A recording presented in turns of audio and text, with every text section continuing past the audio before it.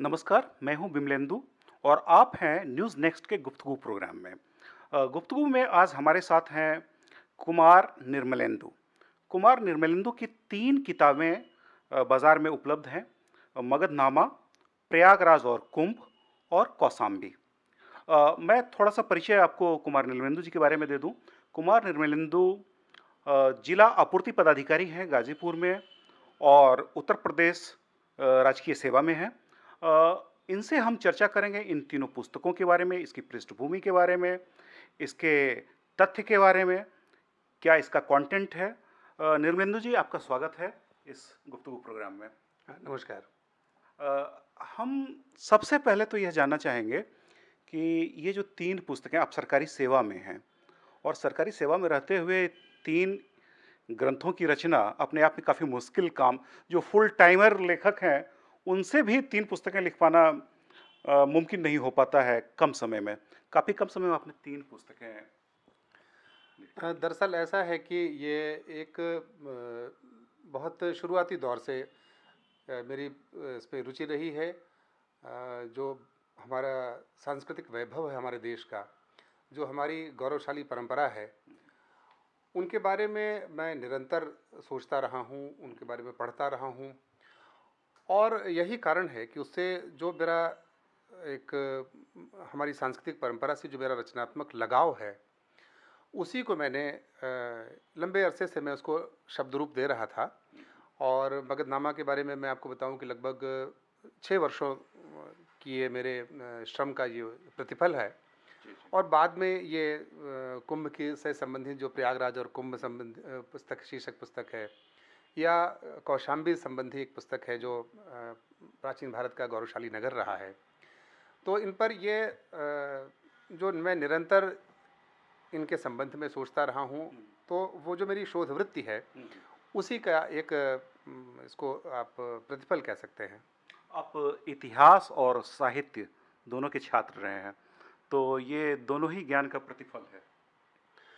हाँ, इसको इस रूप में ये रोचक है कि इसलिए इसमें जो ज्ञान का जो बोझिल पक्ष है, कि जो विशुद्ध इतिहास की जो माने दुरूहता कह लीजिए, उसमें साहित्य का समावेश करते हुए, उसका जो लालित्य है, उसको उसमें उसका समावेश करते हुए मैंने ये प्रयास किया है कि उसका जो सरस पक्ष है, बहुत ही सुबोध ढंग से, सरस ढंग से और बहुत ही सरल भाषा में उसको आम पाठकों तक उसको पहुंचाया जाए।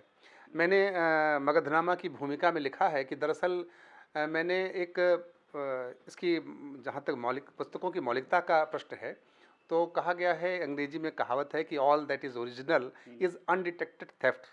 तो जो भी आपको मौलिक दिखाई देता हो वो ऐसी चोरी है जो पकड़ी नहीं गई है। तो मैंने बहुत ईमानदारी से इसमें स्पष्ट किया है इसकी भूमिका में मगधनामा की, कि मैंने एक मधुकीट की भांति जो है प्रामाणिक ग्रंथ पुष्पों से, अभिलेखों से, विभिन्न पुस्तकालयों में वहाँ बैठकर, या फिर जो विभिन्न म्यूजियम्स हैं, जो संग्रहालय हैं, वहाँ जा करके, और जो उसके जो स्पॉट्स हैं, जहाँ जो हमारे महत्वपूर्ण केंद्र रहे हैं, जो हमारे सभ्यता संस्कृति से जुड़े हुए, वहाँ पे जा कर के मैंने उनको देखा है और प्रयास किया है कि जो बहुत सी चीज़ें हैं जो रिपोर्ट्स के माध्यम से हैं, जो बहुत दुरूह किस्म से जिसको कि आम पाठकों के लिए समझ पाना थोड़ा मुश्किल होगा, उसी को बहुत ही सरल सुबोध ढंग से उसको प्रस्तुत करने का प्रयास किया है। तो मैंने लिखा है कि मैंने एक मधुकीट की भांति प्रामाणिक ग्रंथ पुष्पों से पराग ग्रहण करके मधु बनाने का प्रयास किया है। यानी काफ़ी मेहनत के बाद तथ्य जुटाए हैं। बात करते हैं पहली पुस्तक, जो अपने आप में मगधनामा ये किताब है। सबसे पहले आपको बता दें कि तीनों ही पुस्तक जो है राजकमल प्रकाशन समूह के लोक भारती प्रकाशन से प्रकाशित हुई हैं। तो मगधनामा के बारे में सबसे पहले कि एक मगध जो है अपने आप में बहुत बड़े कालखंड को, मगध का जो इतिहास है अपने आप में समेटे हुए है और उसका भौगोलिक विस्तार भी बहुत ही व्यापक था। सबसे पहले कि मगधनामा पुस्तक के बारे में बताइए कि क्या मगधनामा की उत्पत्ति, ये किताब के बारे में, और मगध शब्द की व्युत्पत्ति क्या है मगध? जहाँ तक मगध शब्द है, आपने बहुत ही रोचक प्रश्न किया है। तो मगध शब्द को हम उसका अगर व्युत्पत्ति परक अर्थ देखें तो 3 वर्ण हैं उसमें, म, ग और ध। अच्छा। तो मग शब्द जो है वो अ, अ, एक जाति के अर्थ में, हम्म, मग जाति का उल्लेख हमारे प्राचीन ग्रंथों में है। हम्म, तो मग ध यानी हम्म, मग जाति को धारण करने वाले हम्म, जो स्थान है, जो प्रदेश है, वो मगध है। अब मग की जो हम उसकी व्याख्या करें तो मग में 2 वर्ण हैं, म और ग। म मकर का पर्याय है, मकर यानी सूर्य, और ग यानी गच्छति थी। तो जो सूर्य का अनुगमन करने वाले हैं, जो सूर्य के अनुयायी हैं या उनके अनुगामी हैं, हम्म, तो वो जो सूर्य के अनुयायियों को धारण करता है जो स्थान, हम्म, और यही कारण है वो उसको मगध कहा गया है। अच्छा। तो इसके पुराणों में जो उसकी व्युत्पत्ति दी गई है। और इसके बाद जो है, अब मग शब्द की जो है वो कई जगह जो है शक शब्द जो है, मैंने शकों से इसका संबंध जोड़ने का प्रयास किया गया है। इसकी व्याख्या की गई, उसका विश्लेषण किया गया है, और ये दिखाने का प्रयास किया गया है कि मगध जो नाम है ये बाद का है। मगध इसका जो पुराना ऋग्वेद में इस क्षेत्र का उल्लेख कीकट प्रदेश के नाम से है। अच्छा। तो कीकट नाम की एक अनार्य जाति थी, उसका ये पुराना निवास स्थान था, और इसी कारण इस प्रदेश को कीकट कहा गया है। तो कीकट प्रदेश जो है, और उसी में अथर्ववेद में, अथर्ववेद में भी इसका उल्लेख है।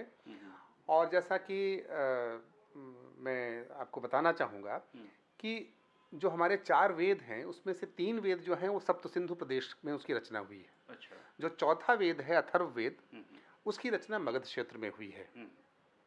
तो मगध की जो लोक परंपरा है, माने वहाँ की जो परंपरा वो, और उसमें थोड़ी भिन्नता भी है। जो शुद्ध वैदिक क्षेत्र है, दरअसल शतत ब्राह्मण में एक कहानी आती है, और उसमें ये कहा गया है कि पवित्र अग्नि चलती है, गौतम राहुगण उनके और विदेह मथवा वहाँ के एक आर्य नायक हैं, वो चलते हैं, और गौतम राहुगण उनके पुरोहित हैं, और पवित्र अग्नि आगे आगे चलती है। ये दरअसल एक प्रतीक कथा है शतत ब्राह्मण की, जिसमें कि वो उसमें बताते हैं कि वो सदानीरा के किनारे आके अग्नि रुक जाती है। अच्छा। यानी कि ये केवल दर्शाया गया है कि सप्त सिंधु प्रदेश से आर्य जो है वो लगातार ये भ्रमण करके दक्षिण की ओर आगे बढ़ते हैं, दक्षिण और पूर्व की दिशा में आगे बढ़ते हैं। और उसके बाद जो है वो जब मगध के पहले का इलाका है, जो मिथिला तक का इलाका है, वहीं पर उनको रोक दिया जाता है, उनको उसका प्रतिरोध होता है, और वो गंगा के उस पार यानी गंगा के दक्षिण में नहीं पहुंच पाते हैं। गंगा के दक्षिण में मगध का इलाका है। तो इसलिए पुराणों में या कई बौद्ध ग्रंथों में भी मगध को पाप भूमि के रूप में उसका उल्लेख किया गया, उसको अशुद्ध स्थान माना गया। अच्छा, क्योंकि ये विजित नहीं हो सका। हाँ, ये विजित नहीं हो सका। तो एक तरह का वो कहते हैं कि जब हम किसी चीज़ को जो हम हस्तगत नहीं कर पाते हैं, तो वो वही वाली बात हुई कि अंगूर खट्टे हैं कह करके उन्होंने जो नए रूपक से अगर इसको कहना चाहें तो इस रूप में उन्होंने उसको स्वीकार किया कि वो चूँकि हम उनको विजित नहीं कर सकते हैं, उसके उन्होंने भर्त्सना की है। लेकिन बाद में महाभारत काल के बाद यहाँ जो वैदिक परंपरा को मानने वाले ब्राह्मण हैं वो आके यहाँ बसने लगे इस क्षेत्र में, और 6ठी शताब्दी ईस्वी पूर्व में जब गौतम बुद्ध आए मगध क्षेत्र में, उन्होंने ज्ञान प्राप्त किया। उसके पहले यहाँ विद्या के कई केंद्र स्थापित हो चुके थे। और मैं यही एक सवाल पूछना चाह रहा था कि मगध की जो पहचान है वो एक ज्ञान भूमि के रूप में है। शायद यहाँ कई प्राचीन काल में कई विद्वान यहाँ से अपनी पहचान बना पाए, जगत में प्रसिद्ध हुए, चाहे वो आर्यभट्ट हों, वानभट्ट हों, चिकित्सा के क्षेत्र में कई नाम हैं। कुछ इसके बारे में बताइए। हाँ, बहुत। और ज्ञान के केंद्र के रूप में प्राचीन विश्वविद्यालय, नालंदा विश्वविद्यालय, उदंतपुरी, जी। विक्रमशिला अंग प्रदेश में है, लेकिन वो भी मगध का ही हिस्सा था। बल्कि मगध का विस्तार तो ईरान तक था, तो तक्षशिला भी इसके अंदर में किसी न किसी कालखंड में रहा है। तो ज्ञान की भूमि के रूप में मगध। तो बहुत ही अच्छा प्रश्न आपने पूछा कि मगध शुरू से ही ज्ञान का एक महत्वपूर्ण केंद्र रहा है। और आचार्य राजशेखर ने अपनी काव्य मीमांसा में इसका जिक्र किया है कि यहाँ एक शास्त्रकारों की परीक्षा होती थी, मतलब जो विद्वान पूरे देश भर के विद्वान। अच्छा अच्छा संस्कृत में वो उनको आचार्य की पदवी तभी प्राप्त होती थी जब वो यहाँ जो शास्त्रकारों की परीक्षा उत्तीर्ण कर लेते थे।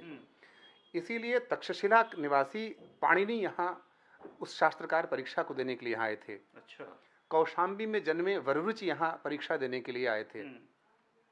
और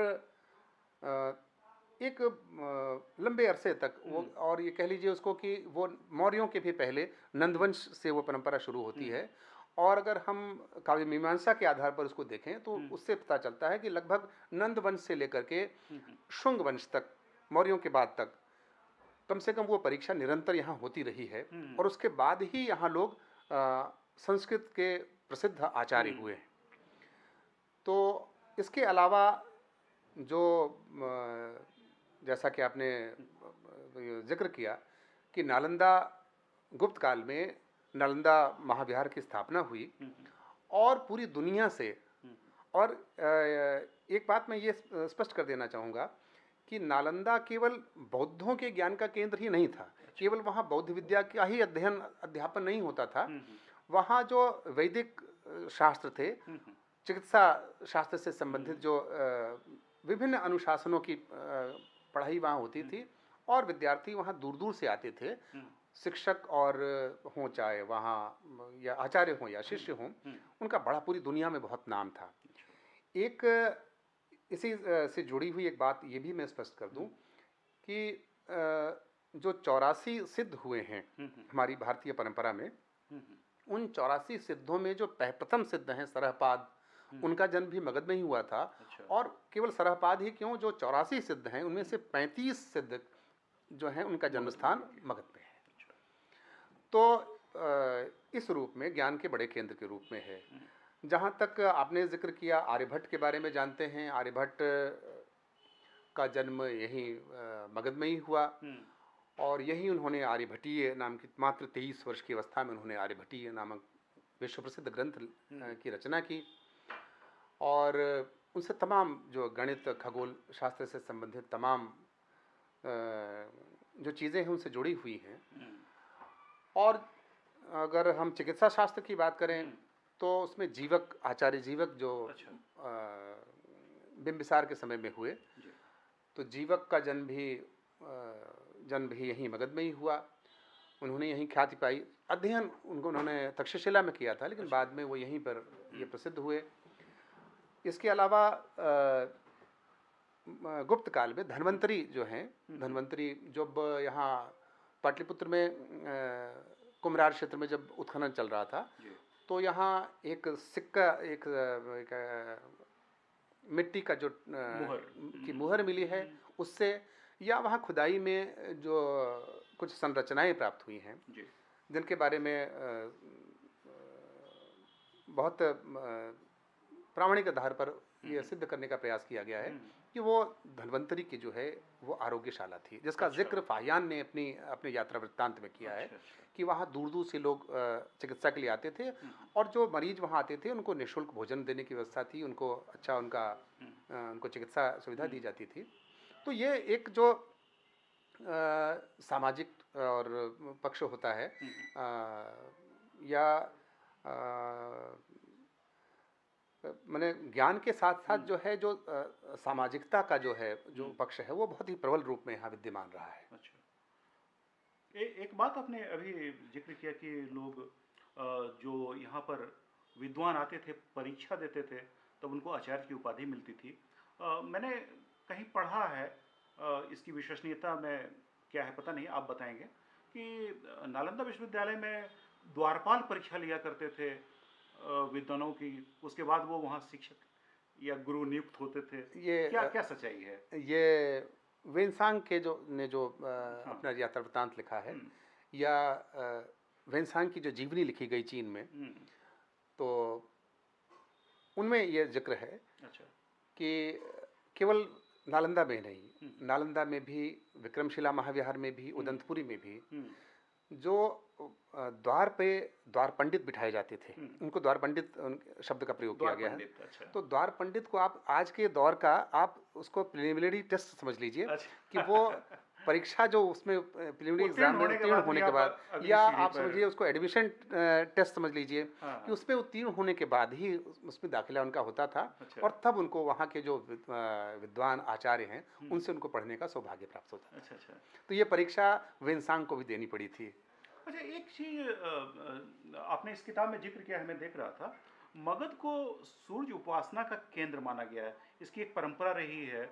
इसकी कैसे शुरुआत हुई थी सूर्य उपासना की? सूर्योपासना के संबंध में एक तो ऐतिहासिक प्रमाण भी हमारे पास हैं और मिथकीय प्रमाण भी हैं। अच्छा। तो जो हमारे कुछ प्राचीन ग्रंथ हैं उसमें जिक्र है, तो कि जो कृष्ण के पौत्र थे, शाम्ब शाम्ब को जो है कुष्ठ रोग हो गया था। अच्छा। तो कुष्ठ उनका दूर करने के लिए सूर्य का जो अनुष्ठान किया जाना आवश्यक था, और सूर्य की पूजा या उससे से संबंधित जो अनुष्ठान था वो कराने के लिए जो है दक्षता जो है वो शकों के पास थी, अच्छा। या जिसको मगों के, जो मग कहा गया, मगों के पास थी। तो वो उस समय में शक स्थान में जो वर्तमान में भी पाकिस्तान में अच्छा। मुल्तान के आसपास का जो इलाका है, तो वहाँ पर, और इसीलिए जो सबसे पुराना, तो वहाँ से मंगाया गया उनको। और उसके पहले की जो परंपरा है, कहते हैं कि ईरान क्षेत्र से, जो फारस का पुराना जो इलाका था, वहाँ से मग जो ब्राह्मण हैं उनको आमंत्रित किया गया था, उन्होंने अनुष्ठान किया था, और उसके बाद जो पहला सूर्य मंदिर है उसकी स्थापना मुल्तान में क्षेत्र में हुई थी। अच्छा। तो मुल्तान जो है मूल स्थान है, तो मूल स्थान से ही मुल्तान शब्द बना है, तो वहाँ सूर्य मंदिर था। बाद में कोणार्क में सूर्य मंदिर की स्थापना हुई, और आप ये पाएंगे कि सर्वाधिक जो सूर्य मंदिर हैं वो मगध क्षेत्र में हैं। अच्छा। वो चाहे हमारा ये इस बात का भी प्रमाण है कि इस यहाँ बात के पर प्रमाण हैं, ये मतलब काफी ज्यादा लोकप्रिय था सूर्य उपासना। बिल्कुल बिल्कुल। यहाँ। आपको जैसे मैं अब बताऊं कि बड़गांव में का सूर्य मंदिर था, या यहाँ पे पटना जिले में ही पंडारक नाम का स्थान है, वो पूर्णार्क या पुण्यार्क, पुनारक के नाम पुनारक से उसी जो, को कहते हाँ। हैं। तो वो है नवादा के पास है, और पटना जिले में ही उंगारी में नवादा के पास है। तो कई स्थान हैं जो कि सूर्य उपासना के बड़े केंद्र हैं, और हमारे उसमें कहा जाता है कि जो बड़गांव का सूर्य मंदिर है उसकी स्थापना सब वही सांब ने जो है, जब उनका कुष्ठ रोग दूर हो गया तो उन्होंने देश में कई स्थान पर सूर्य मंदिरों की स्थापना की थी। एक चीज मैं जानना चाहूंगा कि कोणार्क का सूर्य मंदिर बहुत प्रसिद्ध है, क्या उत्कल क्षेत्र मगध का हिस्सा रहा है? नहीं, उत्कल क्षेत्र मगध का हिस्सा नहीं रहा है। दरअसल ये है, जैसा कि मैंने आपको मुल्तान की बात कही, तो मुल्तान का जो सूर्य मंदिर था वहाँ पर चंद्रभागा नाम की एक नदी बहती थी। अच्छा। तो चंद्रभागा नाम के तट पर ही जो है वो सूर्य मंदिर बना हुआ था। अच्छा। बाद में जब तुर्क अफगान काल में जब हमले हुए मुसलमानों के, तो उस समय में वो तीर्थ जो है उसको, वो मंदिर नष्ट कर दिया गया। तो बाद में संयोगवश उत्कल क्षेत्र में भी चंद्रभागा नाम की एक नदी बहती थी, तो वो सौर तीर्थ को वहाँ शिफ्ट कर दिया गया। अच्छा। और वो स्थान कोणार्क, वही कोणार्क के नाम से प्रसिद्ध हुआ। हाँ, एक्चुअली वो पूरी मतलब, हाँ, वो नया वो जो उसके पास का इलाका है, कोणार्क पुरी के पास का, तो वहाँ पर वो चंद्रभागा के नदी के तट पर उस सूर्य मंदिर की स्थापना की गई। और चूंकि हम सूर्य उपासना की बात कर रहे हैं, तो बिहार की चूंकि का लोक पर्व जो महापर्व माना जाता है छठ की पूजा बिहार में काफ़ी लोकप्रिय है। इसकी उत्पत्ति भी मगध से मानी जाती है। क्या इसमें कितनी सच्चाई है? इसके क्या साहित्यिक प्रमाण हैं?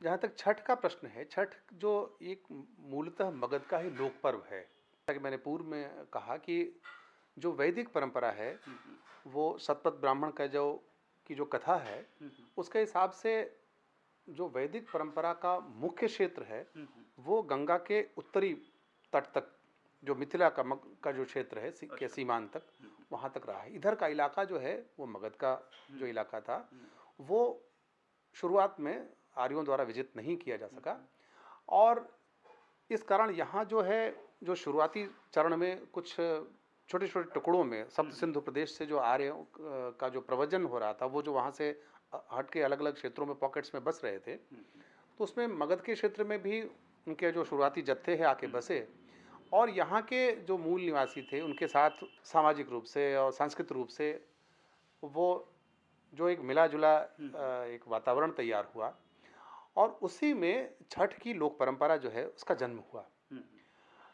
तो ये परंपरा आप देखेंगे कि इसमें वैदिक परंपरा से भिन्न न तो किसी प्रकार का, वैदिक परंपरा के तीन जैसे महत्वपूर्ण जो उसके घटक हैं, वो है कि उसमें यज्ञ का विधान होता है, उसमें मंत्र पढ़े जाते हैं, और पुरोहित जो है मध्यस्थता करता है, जो साधक है, जो आम व्यक्ति है और ईश्वर के बीच में, जो भक्त है और भगवान के बीच में एक उसमें मध्यस्थ एक जो पुरोहित है वो वहाँ उपस्थित है।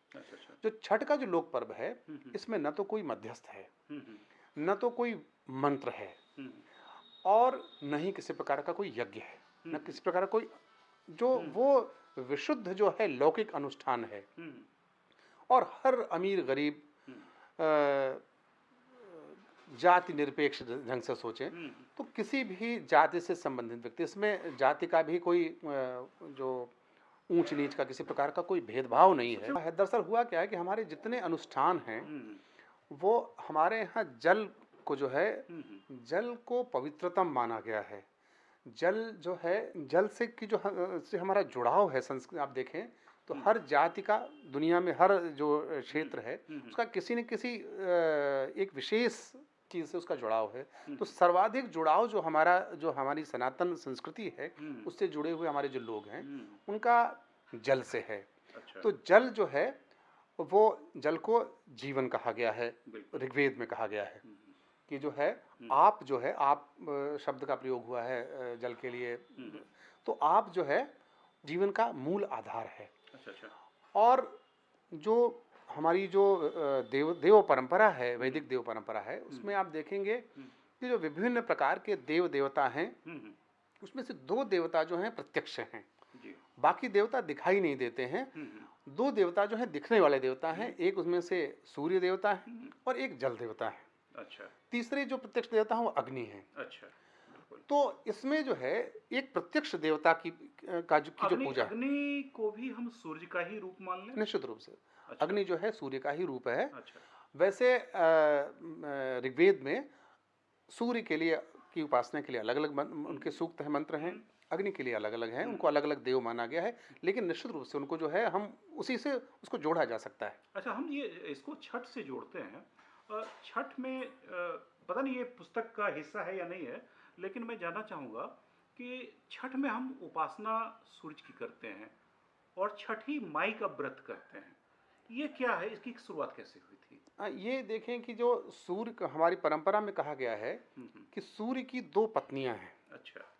उनको उषा और प्रत्युषा कहा गया है। अच्छा अच्छा। जो सुबह जब सूर्य का उदय होता है तो उस समय जो प्रभात की जो उसकी किरण है उसको उषा कहा गया है, और संध्या काल में जब सूर्य का अस्त होने को होता है तब जो किरणें होती हैं उसको प्रत्युषा कहा गया है। तो ये दरअसल जो सूर्य की दो जो शक्तियां हैं, ये उनकी पत्नियां कह लीजिए या उनकी दो शक्तियां हैं। अच्छा अच्छा। तो जो उषा शक्ति है या प्रत्युषा शक्ति है, उन दोनों के अनुष्ठान, उनकी दोनों के की पूजा है दरअसल। हाँ।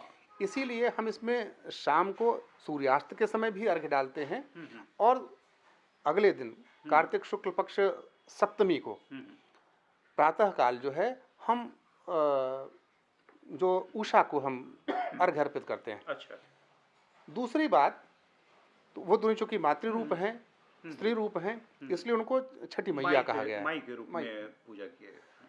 और एक चीज उसमें ये भी है कि जो कार्तिक शुक्ल पक्ष षष्ठी के दिन, अच्छा अच्छा, ये या चैत्र शुक्ल पक्ष षष्ठी के दिन चैती छठ भी होती है, तो उसमें पूजन का विधान है। तो इस यहाँ पर जो है कि हम प्रकृति की विभिन्न शक्तियों को जिस प्रकार हम मानवीकरण करते रहे हैं, तो इस प्रकार हमने उस समय की जो तिथि है उसका हमने मानवीकरण कर दिया है। जो षष्ठी है वही उसी का तद्भव रूप है छठी। तो हम षष्ठी को ही छठी मैया के रूप में हम वो माई उसका के रूप पूजन में करते पूजा करें।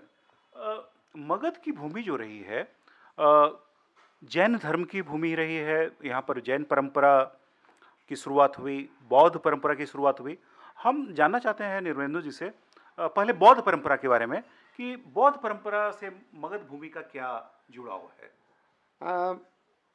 जैसा कि आप जानते हैं कि महात्मा बुद्ध का जन्म कपिलवस्तु में हुआ, अच्छा। लुम्बिनी में हुआ। हम्म, वो लेकिन ज्ञान प्राप्ति के लिए वो मगध के क्षेत्र को चुनते हैं। मगध उस दौर में छठी शताब्दी ईस्वी पूर्व में ज्ञान का एक महत्वपूर्ण केंद्र था। अच्छा, इससे पहले हम थोड़ा सा ये आपसे जान लें, लुम्बिनी नेपाल का क्षेत्र हाँ, होता है, नेपाल का क्षेत्र वो तो मगध का हिस्सा नहीं रहा है कभी। है। मगध का हिस्सा इस अर्थ में रहा, बाद के दौर में आप जानते हैं कि जो 16 महाजनपद का उल्लेख आया है बौद्ध ग्रंथों में और जैन ग्रंथों में, तो उन 16 महाजनपदों में जो 4 महत्वपूर्ण थे, मगध, कौशल, वत्स और अवंती। अच्छा। तो अवंती जो है वो मध्य प्रदेश का जो मालवा का क्षेत्र है वो है। अच्छा। मगध का आप जानते हैं कि पुराना मगध का मतलब ये है कि जो पटना से गया तक के बीच की मध्य भूमि है वो मगध की पारंपरिक भूमि है। और मगध की पहली जो राजधानी थी वो गिरिब्रज में राजगृह में थी। बाद में ये राजधानी स्थानांतरित हुई और वो उसको पाटलिपुत्र लाया गया। अच्छा। बीच में कुछ समय के लिए वैशाली को काकवर्ण के समय में वैशाली कुछ समय के लिए राजधानी रही थी। फिर दोबारा जो उसकी जो सामरिक दृष्टि से जो महत्व है पाटलिपुत्र का, तो दोबारा फिर राजधानी पाटलिपुत्र आ गई थी। तो आप बता रहे थे बौद्ध ज्ञान के लिए तो मगध भूमि को तो चुना। मैं ये कह रहा था कि ज्ञान का केंद्र था। और यहाँ महात्मा बुद्ध ने ज्ञान प्राप्त करने के पहले वो 2 आश्रमों में जाते हैं। अच्छा। वो उसमें से एक आचार्य हैं उद्रक रामपुत्र। अच्छा। तो उद्रक रामपुत्र एक ब्राह्मण आचार्य थे और उनका उस दौर में, उस छठी शताब्दी ईस्वी पूर्व का जो कालखंड है, उसमें उनका बड़ा नाम था। तो बुद्ध उनका शिष्यत्व लेते हैं, उनसे ज्ञान प्राप्त करते हैं। अच्छा।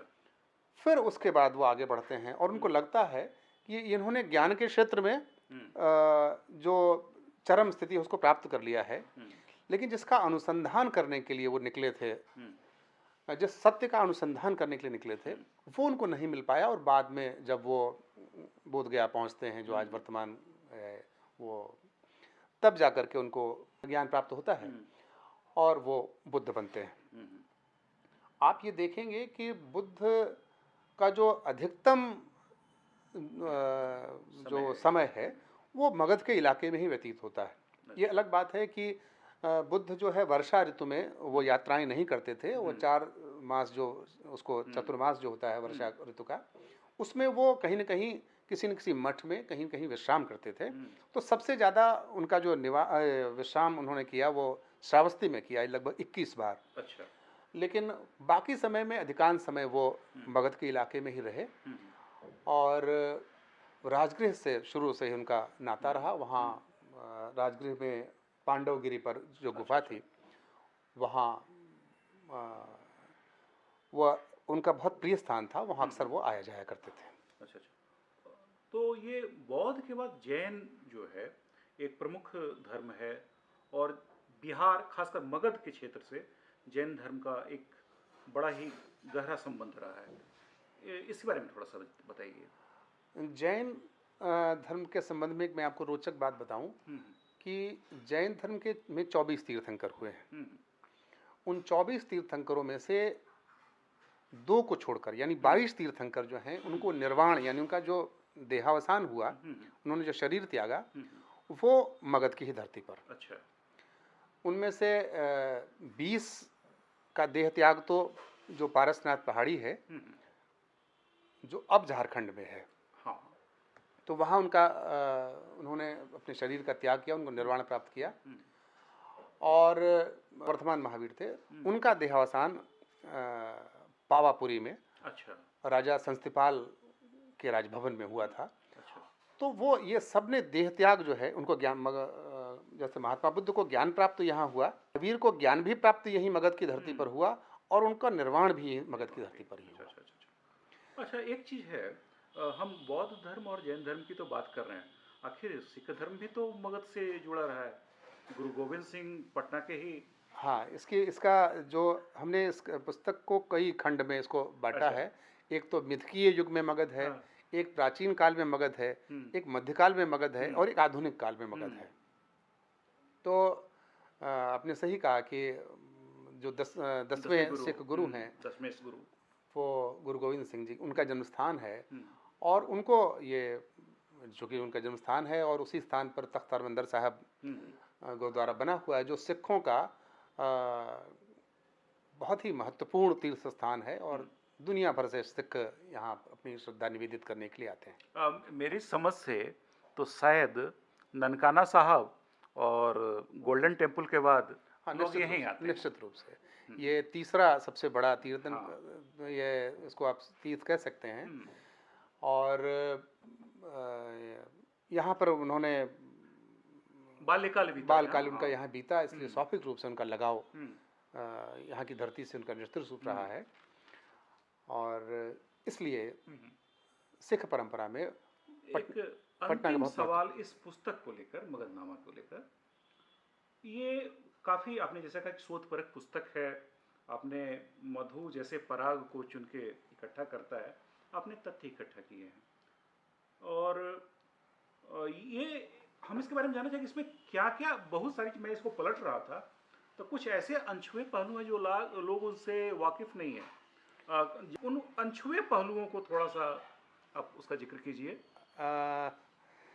दरअसल इसमें हमने मगध का जो विभिन्न पक्ष है, चाहे मगध में स्थापत्य कला का विकास हो, जो वहाँ गुहा स्थापत्य हो, वहाँ चित्रकला का विकास हो, तो जो लोक कला के विभिन्न पक्ष हैं, वो हमने जो चाम्रगृहिणी यक्षिणी, जो यहाँ पटना संग्रहालय में संरक्षित है, शाल भज्जिका की जो प्रतिमाएं हैं, वो भारतीय कला परंपरा के विकास के दृष्टि से बहुत महत्वपूर्ण है। उन सब का इसमें जिक्र है। और धर्म और आस्था के संबंध में, जैसे पुराणों में मगध की निंदा की गई है, जिसका कारण मैं शुरू में स्पष्ट कर चुका, लेकिन उसमें बताया गया है कि गया को जो है बौद्ध परंपरा में भी बहुत महत्वपूर्ण माना गया है, और जो हमारी जो सनातन परंपरा है उसमें भी वो विष्णुपद आप जानते हैं वहाँ है, मोक्ष भूमि है, और श्राद्ध के लिए श्राद्ध भूमि है, तो उस दृष्टि से भी इसका बहुत महत्व है। और ये जो इसके अलावा मैंने मगध के बाभनों के संदर्भ में भी इसका जिक्र किया है, उनकी व्युत्पत्ति को लेकर के, और कई तरह की भ्रांतियाँ प्रचलित हैं। तो बहुत ही देशी विदेशी जो स्रोत हैं, जो अभिलेखीय स्रोत हैं, या साहित्यिक स्रोत, जो प्रामाणिक साहित्यिक स्रोत हैं, उसके आधार पर मैंने मगध के बाभनों का भी इतिहास जो है उसको उसमें व्याख्यायित करने का प्रयास किया है। एक चीज़ मेरे मन में बात आ रही है, कई प्रचलित जो धारणा है और या जो तथ्य हैं, उसका आपने मंडन किया है, क्या खंडन भी किया है? हाँ, कई धारणाएं जो हैं उसका मैंने खंडन भी किया है, और वो उनकी संख्या कोई कम नहीं है। कोई उसकी संख्या कम नहीं है, और प्रमाण के साथ वो प्रमाण के साथ उसको प्रस्तुत करने का प्रयास किया गया है।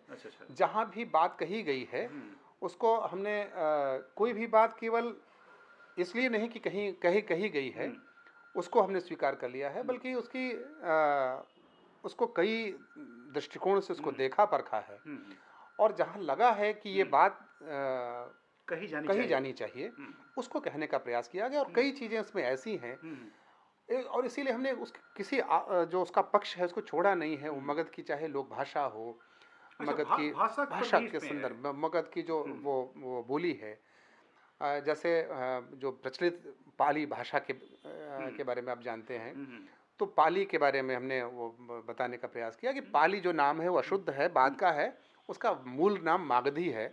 महात्मा बुद्ध ने जो उपदेश दिए वो मागधी में ही दिए थे, और मागधी जो है वो मौर्य राजकुल की जो है अधिकृत भाषा थी। इसके संदर्भ में एल वाशम ने अपनी किताब में इसका जिक्र किया है।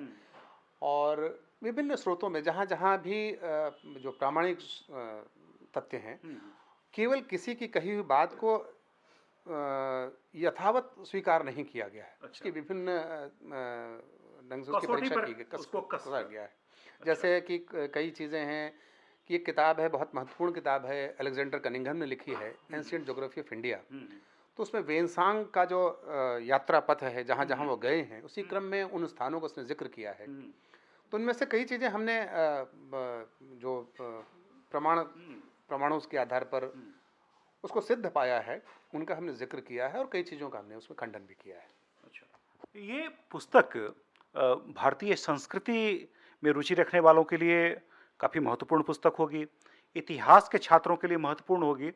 हम लेखक से ही जानते हैं कि इस पुस्तक को लोग आखिर क्यों पढ़ें। अभी बहुत सारी बातें जो हुई हैं, उनके मूल जो उसमें समावेशित है, वो उन बातों का आपने जिक्र किया है, लेकिन शॉर्ट में हम जानना चाहेंगे कि लोग इसको क्यों पढ़ें। बहुत अच्छा प्रश्न है, थोड़ा पेचीदा भी है। कि किसी भी चीज़ को अपने अच्छी बात कही कि आखिर हम कोई किताब या कोई रचना हम क्यों पढ़ें। वो पढ़ने के लिए है, लेकिन हम क्यों पढ़ें। तो उसमें यह है कि जैसे मगध का एक गौरवशाली उसकी परंपरा रही है, और वर्तमान में हम देखें तो जो देश के अन्य हिस्सों की तरह मगध के लोग भी सतही समस्याओं में उलझे हुए हैं। अच्छा। उनको अपनी जो गौरवशाली महनीय परंपरा है, उसका उस रूप में बोध नहीं है। तो मेरा प्रयास है कि हमने जो उसका जो सकारात्मक पक्ष है, उसका उद्घाटन तो किया ही है, ताकि लोग अपनी परंपरा को जान सकें, अपनी गौरवशाली परंपरा को जान सकें, और उसके आलोक में, उसके प्रकाश में वो अतीत को का जो उनका सुनहरा पक्ष है उसको जाने, वर्तमान में जो गतिहीनता है उससे निपटने का प्रयास करें, और भविष्य पे रखें, और हम अपने भविष्य को जो है